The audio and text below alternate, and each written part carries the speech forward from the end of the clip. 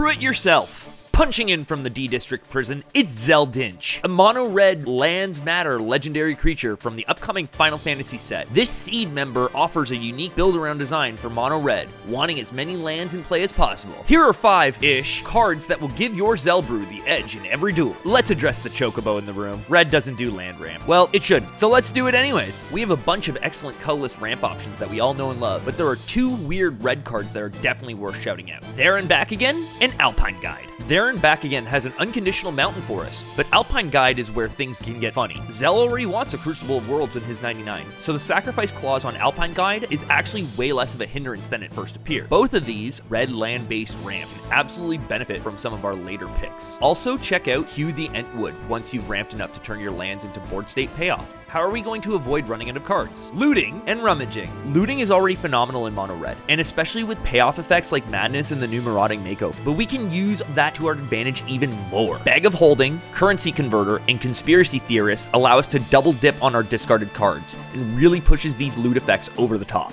So Zell lets us play an additional land on each of our turns, and doesn't set a delayed trigger to return it to our hand. Meaning, if we somehow get additional copies of him onto the battlefield, we'll be able to put additional lands into play. Luckily, Red's fantastic at short-term clones. Or maybe I should say, Splinter Twins? Toss in some Zealous Conscripts, or a Dual-Caster Mage, and... Baby, you got a stew going. You know, I've never really been a big fan of the end step, so let's skip it entirely with Sundial the Infinite and Glorious End. Bypassing the end step allows us to keep any clones we may have made with our previous cards, and we also don't have to do any of the return to hand shenanigans for Zell. Adding in these cards also opens up slots for cards like Mirror Box and Mirror Hall, since you no longer have to bounce all your lands at the end of your turn. Special shout out to Spine Rock Knoll, Arena of Glory, Dwarven Mines, and Talon Gates of Madara. These cards are great in your land base. Judging by the difficulty I had finding cards for this, Zell is not going to be the most powerful commander. I'm going to put him down in the 1s for power. He's a bit of a color pie bend, so his support is lacking right now, but I think he's very interesting, so I'm going to put him at a 4.